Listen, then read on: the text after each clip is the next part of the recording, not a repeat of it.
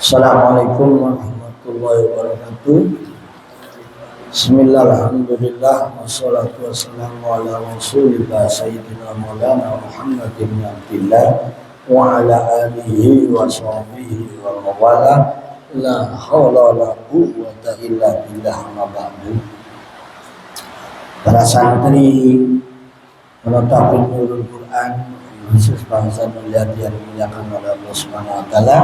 Alhamdulillah, kita akan melanjutkan kajian atau tahlim hadis Arba'in Nawawi yang ke-24, Al-Hadisul Rabi wal Ishrun, hadis yang ke-24, Tahrimud Dzulmi, tentang haramnya zalim. Nah ini.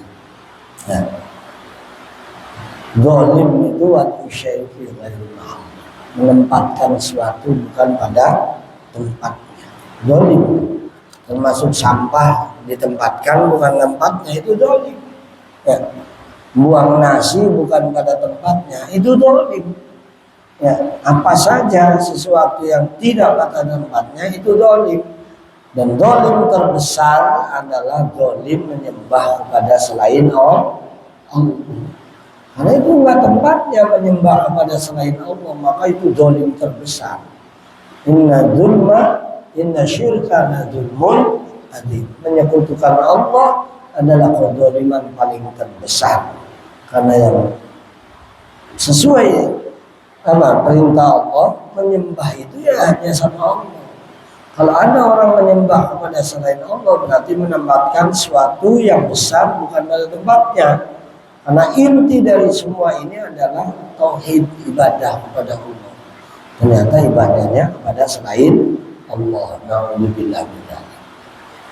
An Abi Dzar Al-Ghifari radhiyallahu anhu an Nabi sallallahu alaihi wasallam fi ma yarwihi ar-Rabbi azza wa jalla annahu qala ya ibadi inni haramtu dzulma ala nafsi wa ja'altu bainakum muharraman fala tadzulmu. Hadis ini hadis qudsi. Ya. Diriwayatkan dari Abi Dzar Al-Ghifari, semoga Allah meridhoi kepadanya, dari Nabi Muhammad SAW, fima yarwihi, saat Nabi meriwayatkan dan barang yang meriwayatkan dari Nabi hadis ar-Rabbi, saking Rabbi kata Nabi azza wa jalla, azza wa jalla maha agung, Allah subhanahu wa ta'ala, nafsunya Gusti Allah, qala ngendika sapa Allah, ya ibadi wahai hamba-hambaku, inni haramtu dzulma ala nafsi wa ja'altu bainakum muharraman.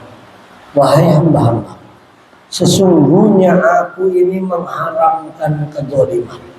Zalim apa saja, zalim kepada siapa saja, itu haram. Maka aku haramkan, enggak boleh. Mukul itu haram kalau bukan pada tempatnya. Ya. Mukul itu bukan pada tempatnya, karena bukan untuk dipukul orang itu. Ya? Orang itu bukan untuk dipukul. Menyakiti itu zalim, nggak boleh, maka haram. Maka menyakiti orang itu zalim. Kenapa? Karena setiap orang itu punya hak untuk disakiti, tidak disakiti. Ya. Maka kalau orang itu disakiti, berarti kita zalim. Nggak boleh ada yang disakiti di dunia. Ya, itu kalau manusia sadar semua, nggak ada orang yang disakiti, nggak ada tawuran, nggak ada pukul-pukulan. Ya, karena orang sadar itu ada beresiko, ada konsekuensi. Kalau nggak di akhirat, di dunia; kalau nggak di dunia, di akhirat, dari kezaliman itu. Ya, orang yang zalim itu resikonya besar. Nanti di akhirat akan dipanggil oleh Allah atas kezalimannya dan akan dibalas di hadapan Allah. Balasannya Allah terhadap orang yang zalim kepada orang lain, ya apa? Ya sesuai dengan kezalimannya. Pertama, wa in kanat lahu hasanatun fa idza hasanatu wa tiada. Kebaikan-kebaikan, pahala-pahalanya kalau dia mati bawa pahala orang zalim itu, pahalanya akan diambilin dia, berikan kepada orang yang dizalimi. Bayangin, sholat kita, puasa kita, bacaan Quran kita. Kalau kita dolim sama orang, kasih kebaikannya. Walam takun lahu hasanatun. Kalau dia udah habis kebaikannya, ganti dosanya orang yang didolimi, ditransfer, diambil. Itu yang disebut bakut. Nah itu hati-hati. Kalau di sini pukul-pukul lagi masih penting. Ini pahala yang diambil. Bayangin, kalau orang yang korupsi minyak, berapa juta orang yang didolimi, besok itu kalau dia punya pahala, habis. Kalau habis pahalanya, tinggal nanggung dosanya. Dosa orang-orang yang didolimi karena dibohongi pertama oplosan, ya kan lagi ramai. Besok orang yang didolimi, walaupun yang hari ini diam, hari ini butuh pahala, maka dia akan minta pahalanya orang yang korupsi. Orang korupsi minyak, korupsi beras, korupsi telur, korupsi uang pendidikan, itu resiko mencuri. Wah saya sih enggak, cuma dikit doang, sama mau dikit mau banyak ada resiko. Itu zalim. Mengambil barang orang lain tanpa hak itu zalim, maka ada resikonya. Ini hadisnya sahih, hadis kunci lah, ya dijamin pasti. Hadis kunci itu enggak, kalau Quran itu kalamnya kalam Allah, ditulis sebagai Quran. Kalau hadis kunci kalamnya apa? Allah, tapi tidak diredaksikan dalam Al-Quran. Ini hadis. Fala tadzalamu, janganlah kalian saling mendolim. Ya ibadi kullukum dolun illa man hadaitu fastahduni adikum. Hai hambaku, kalian semuanya sesat kecuali orang yang diberikan hidayah. Ya, fastahduni adikum, maka carilah, mintalah ya hidayah kepada aku, adikum, aku akan berikan hidayah. Nah di sini penting, kita ini asal muasalnya manusia sesat, ya. Tapi kemudian Allah berikan hidayah. Jadi jangan sombong bahwa kalau kita benar di jalan Allah itu karena hidayah Allah, bukan karena keinginan kita, tapi karena hidayah Allah dilanjutkan dengan usaha dan ikhtiar kita. Karena manusia asal muasalnya itu bodoh, tidak ada yang tahu apa-apa. Inna Allah akhrajakum min butuni ummahatikum la ta'lamuna syai'a. Sungguhnya Allah mengeluarkan kalian dari rahim ibu kalian dalam kondisi la ta'lamuna syai'a, tidak mengerti apa-apa. Nah, manusia sehebat apapun yang hari ini jadi profesor, jadi doktor, jadi orang alim, jadi ahli kimia, ahli fisika, ahli biologi, ahli apapun, waktu baru lahir goblok, baru lahir nggak tahu apa-apa. Itu kata Allah, bukan kata Nabi. La ta'lamuna syai'a, la ta'lamuna syai'a, tidak mengerti apa-apa. Bayi lahir itu bohong. Ditanyain, 1 tambah 1 berapa? Ini yang goblok yang nanya apa bayinya?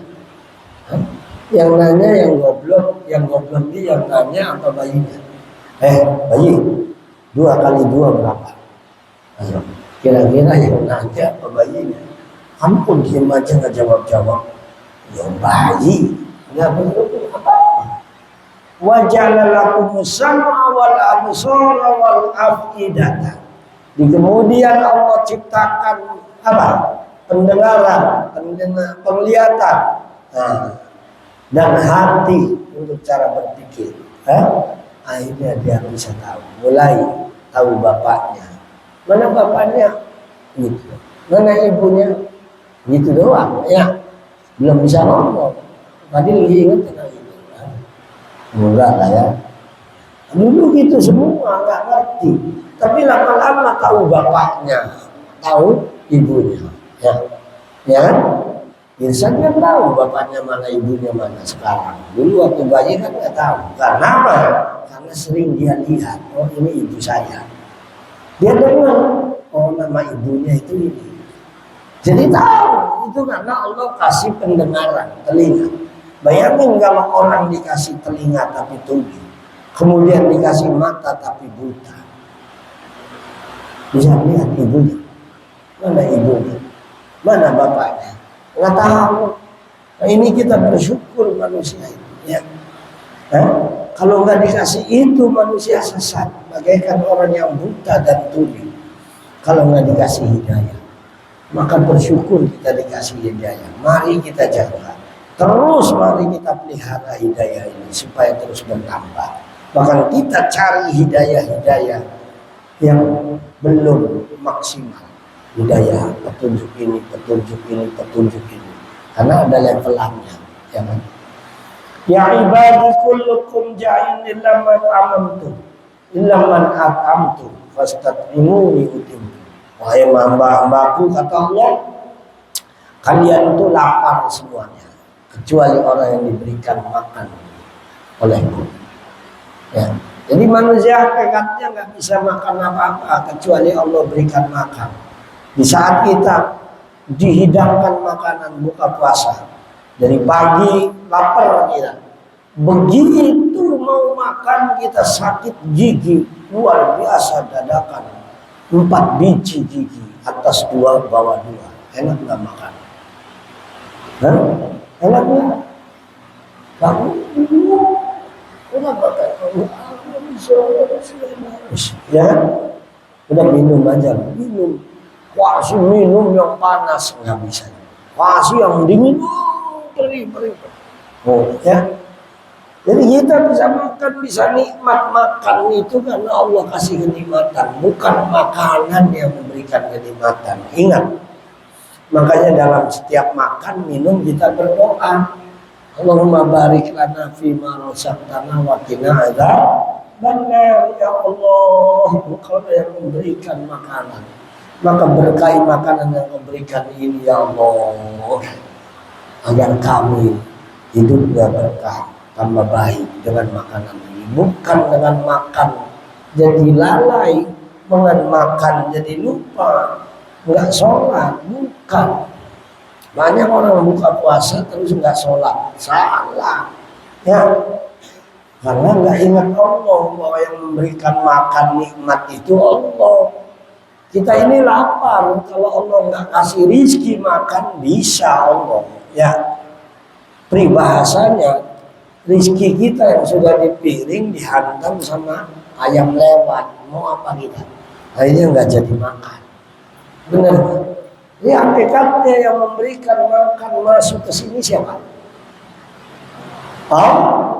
Kita cuma ikhtiar, makanya fastat'imuni kata Allah, ut'imkum.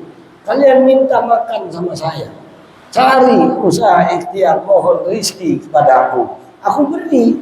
Jangan sombong kalian. Hari ini kaya, hari ini segalanya bisa kamu beli, itu besok aku habisin bisa. Korun kekayaannya yang luar biasa, itu dengan waktu detik menit ditenggelamkan ke laut bumi. Buminya belah masuk. Mau apa?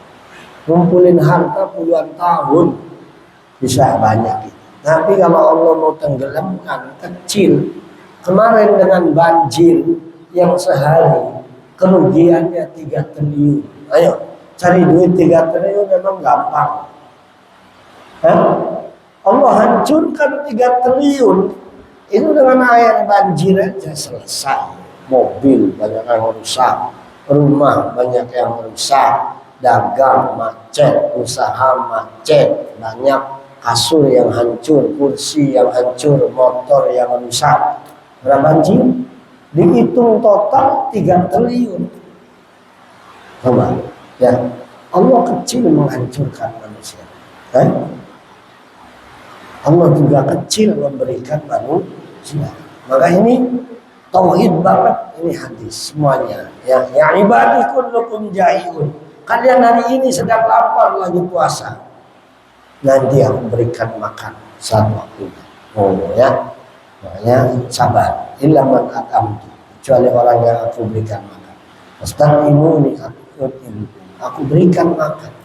Nanti di akhirat orang lapar semua. kecuali Allah yang memberikan kenyang kepada siapa yang dikehendakinya, itu orang-orang beriman dan beramal soleh. Ya ibadi kullukum arin illa man kasauta fastaksuni aksuku. Wahai hamba-hambaku, kalian telanjang semua illa man kasauta, kecuali orang yang aku berikan baju.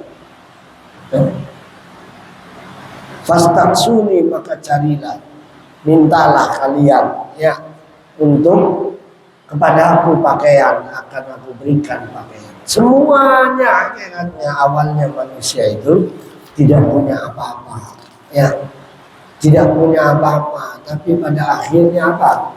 Allah berikan, termasuk selain makan, pakaian, semua kebutuhan hidup manusia itu akan dipenuhi oleh Allah. Kita minta sama Allah Subhanahu wa ta'ala. Nah, ini keagungan kekayaan Allah Subhanahu wa ta'ala. Ya ibadi innakum tuhti'una bil-laili wan-nahar wa ana aghfiru dzunuba jami'an fastaghfiruni aghfir lakum. Wahai hamba-hambaku, wahai hamba-hambaku manusia semuanya, kalian itu banyak salahnya, baik di siang hari, di malam hari, bil-laili wan-nahar. Kalian banyak salahnya, banyak dosanya. Kullu bani Adam khata'un. Setiap bani Adam, setiap manusia banyak salahnya. Al-insanu mahallul khata'i wan nisyan. Manusia itu banyak salahnya, banyak dosanya, maka mintalah kalian ampun kepada aku ampuni. Wa ana aghfiru dzunuba jami'a. Aku ampuni semua dosa secara keseluruhan. Kalau kalian minta ampun, aku beri.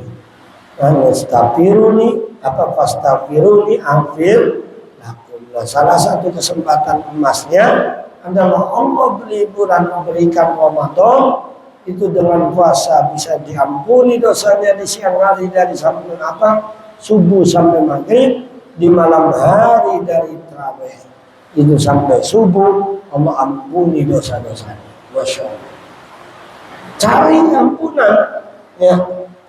Tugas kita mencari ampunan. Yang memberikan ampunan siapa? Tugas kita. Jangan kita pengen diampuni kita nggak cari, nggak ikhtiar. Kalau kita sudah diampuni, masuk surga itu gampang. Karena tidak ada orang yang masuk surga yang dosanya masih banyak, karena dia tidak minta ampun, tidak istighfar, tidak memohon ampun kepada Allah. Nah, bayi tahu bayi, yang belum balik, bayi belum mulai mauludin yuladu ala fitrah. Setiap bayi yang dilahirkan kalau mati masuk surga. Kenapa masuk surga? Padahal dia belum sholat, belum puasa, belum zakat, belum haji, belum umroh, belum sedekah, belum baca Quran, belum punya amal. Kenapa dia masuk surga? Ayo, kenapa? Kenapa bayi masuk surga? Padahal nggak punya amal, nggak punya ibadah, karena nggak punya dosa. Nah, tugas kita ini minta ampun supaya dosa kita, walaupun ada, diampuni. Salah satunya dengan puasa, dengan tarawih, dengan baca Quran tiap hari, dengan istighfar. Nah, itu bagian dari apa? Ikhtiar untuk mohon ampun. Dengan sendirinya puasa dapat pahala juga sebagai ampunan. Dengan istighfar, kita baca istighfar, kita dapat pahala tapi juga dapat ampunan. Dapat pahalanya makanya memerintahkan melaksanakan perintah Allah. Baca Quran dapat pahala. Nah itu. Jadi tugas kita ini karena banyak salah dan dosa manusia ini, tugasnya minta ampun. Yang mengampuni Allah. Kalau sudah diampuni oleh Allah, dimasukkan ke surganya Allah. Berarti Allah sayang nggak? Allah tahu kamu nggak bisa masuk surga karena kamu punya dosa. Kamu nggak bisa diterima sebagai apa. Tapi ini caranya.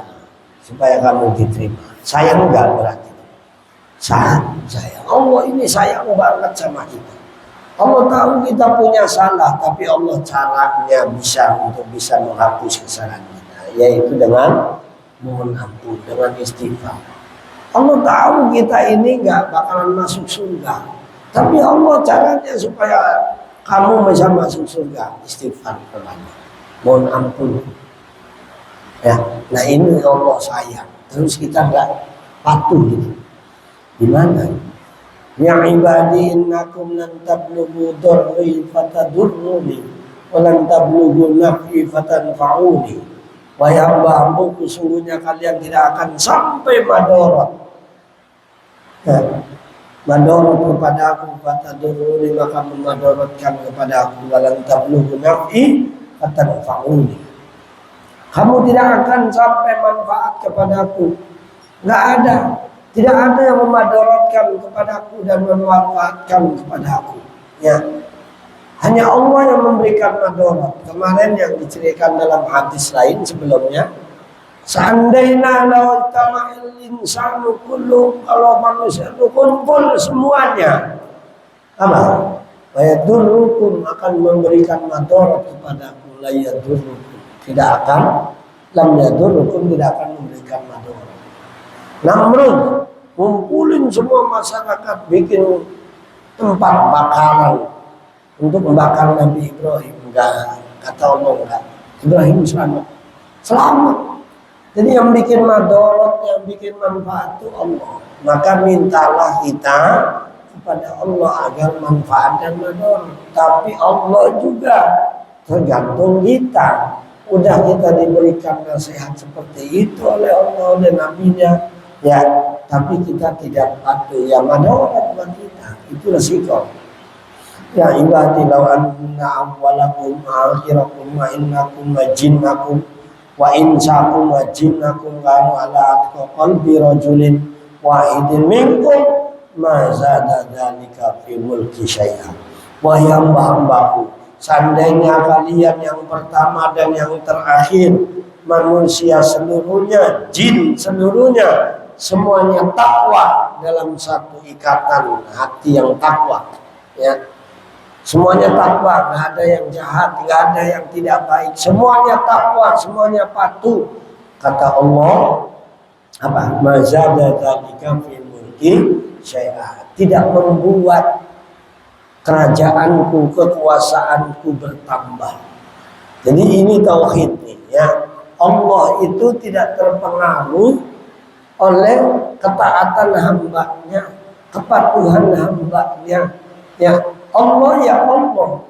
Allah tidak terdampak oleh apapun, tidak terefek oleh siapapun, ya.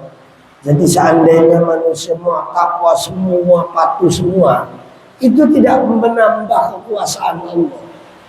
Karena sebelum manusia ada, sebelum ada yang takwa, Allah tetap kuasa. Ini tauhidnya. Jadi Allah itu sayang banget sama kita. Allah tidak punya kepentingan apa-apa. Allah memerintahkan kita sholat, memerintahkan puasa, memerintahkan zakat, memerintahkan ngaji dan sebagainya. Itu sama sekali bukan kepentingan Allah, tapi Allah sayang sama kita supaya kita selamat. Bukan karena Allah. Kalau orang tua kita memerintahkan kita menjadi anak baik, karena ada kepentingan orang tua kita supaya dia dapat pahala, supaya dia kebagian dari kita. Wajar dan itu harus. Ya, jadi beda dengan Allah. Allah itu memerintahkan hambanya untuk sholat bukan karena Allah pengen disembah, dan bukan karena Allah kalau disembah naik pangkat. Enggak, mau disembah nggak disembah, Allah ya Allah. Nanti pada hidupan di akhirat setelah kiamat nggak ada manusia yang takwa, nggak ada manusia yang ibadah, ya Allah ya tetap Allah, nggak bertambah derajatnya karena ibadah hamba. Ingat ya, jadi Allah merintahin kita sholat bukan karena kepentingan Allah. Allah merintahin kita puasa bukan karena kepentingan Allah, tapi Allah sayang sama kita.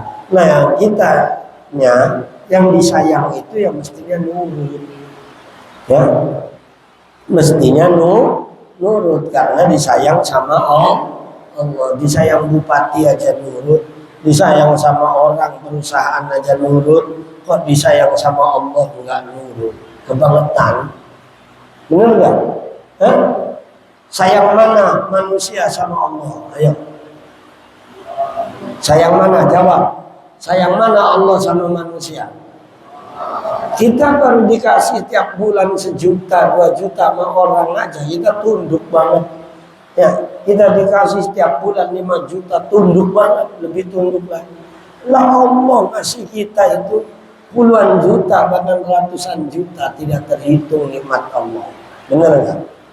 Gratis. Terus kita nggak nurut sama Allah. Kesel nggak Allah? Kesel.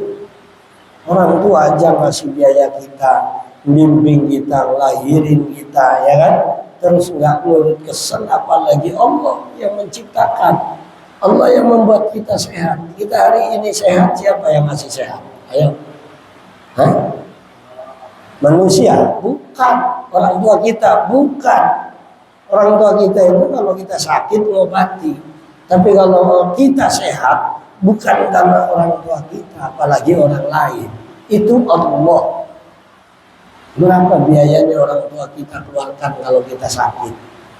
Ya, cuci darah seminggu 2 kali, setiap cuci darah 2,5 juta aja. Itu sebulan 20 juta. Itu cuci darah, dan ratusan orang yang cuci darah. Ya, tiap hari di rumah sakit. Kita nggak cuci darah. Masya Allah. 20 juta cuma nyuci. Darah disedot, di laundry ibaratnya. Dicuci, masukin lagi. Seminggu 2 kali. 1 kali cuci, darah minimal 2,5 juta. Sebulan berapa? 20 juta. Itu baru cuci darah. Belum kalau sakit yang lain. Nah, orang jarang sadar di situ. Ya, makanya ya kita makin harus tahu supaya kita tahu diri kita siapa, Allah siapa, sehingga kita tidak jadi orang yang membangkang. Ya ibadi law anna awwalakum akhirakum insakum ajinnakum kana la abdari qalbin wahidin minkum mana kasodalika min mulki syai'an. Sebaliknya wahai hamba-hambaku, seandainya kalian yang awal dan yang akhir, manusia dan jin semuanya kumpul menjadi satu kesatuan, menjadi kelompok yang jahat semua di dunia ini.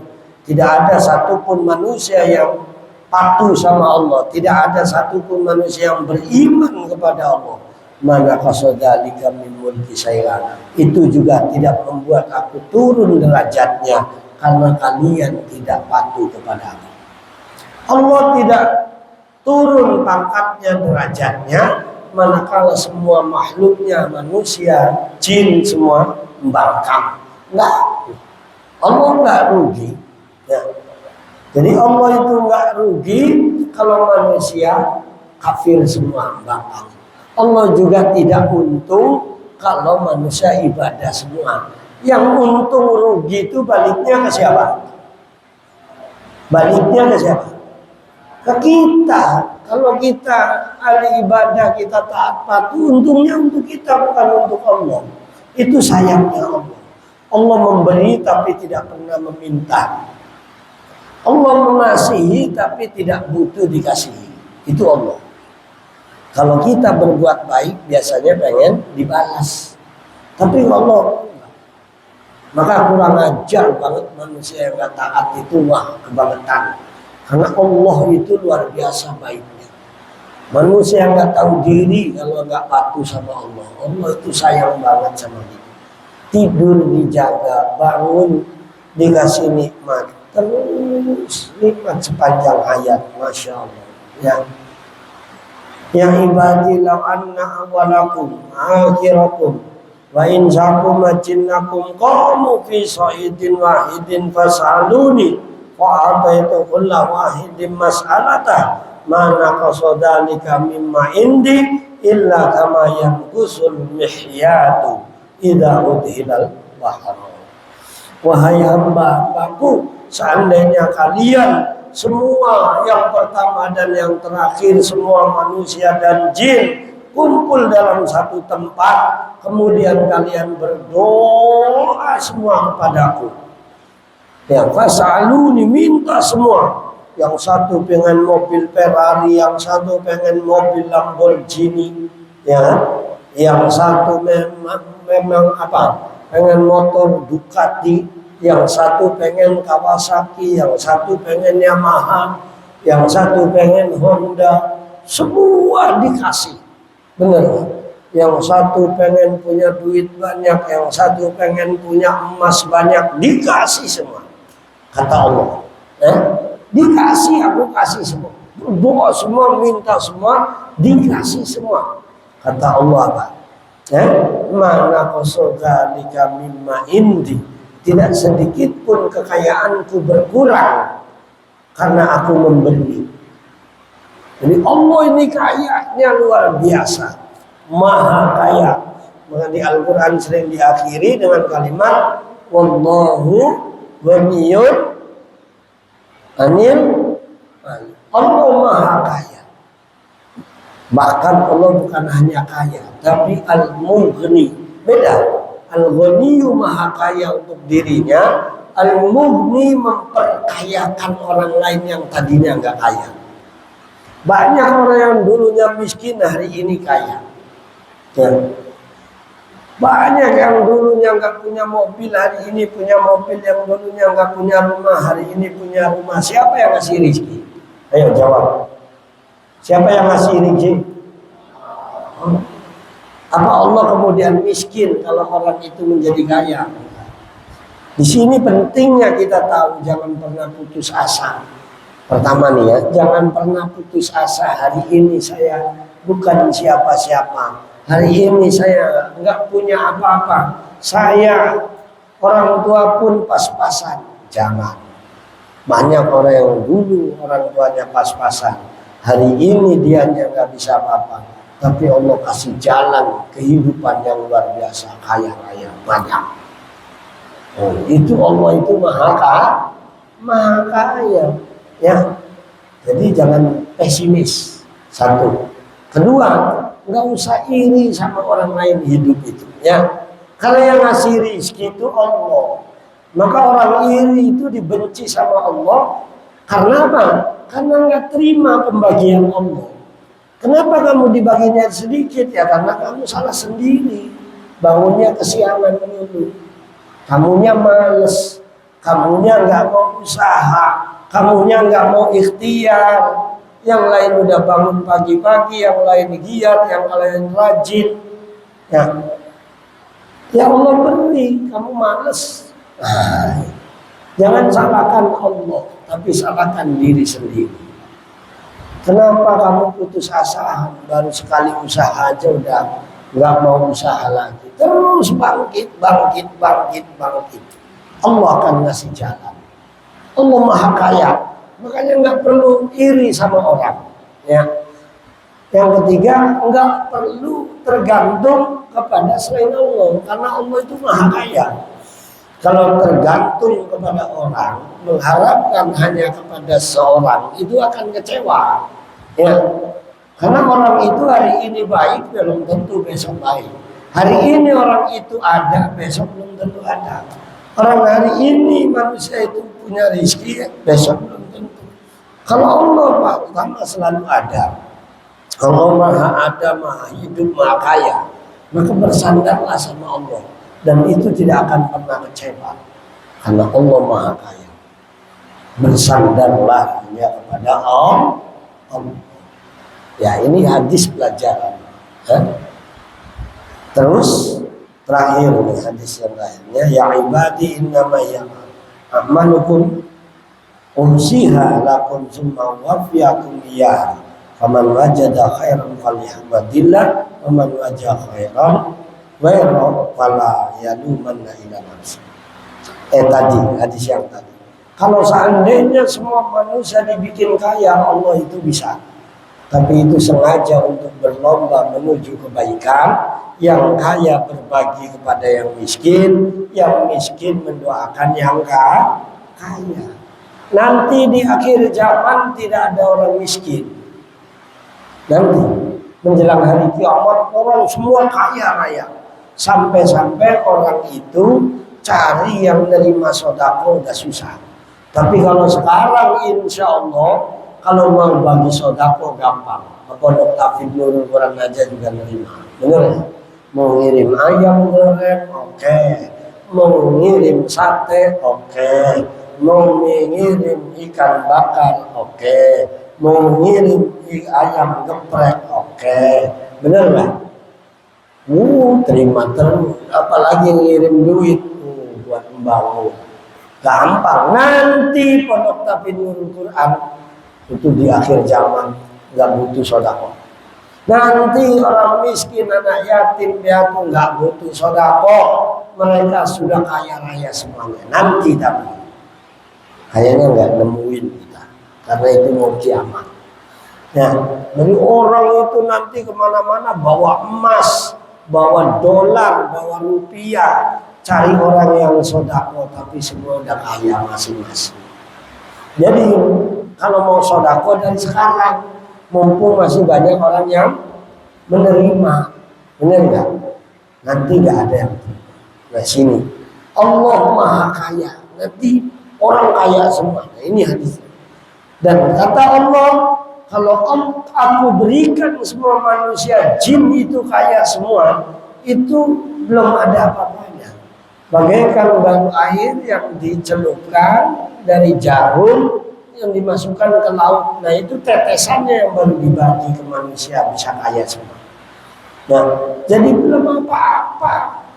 Ya, kekayaan Allah itu belum apa-apa, diambil untuk manusia semua kaya itu belum apa-apa.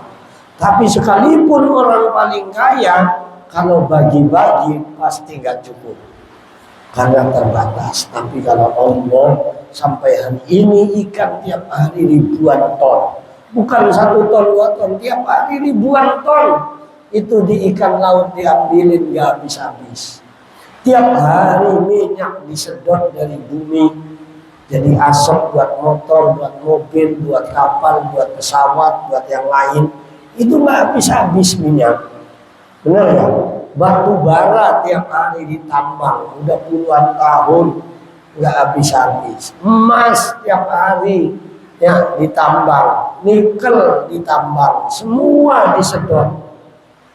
Kelapa sawitnya, kayunya, semua belum habis. Entar kalau udah habis kiamat.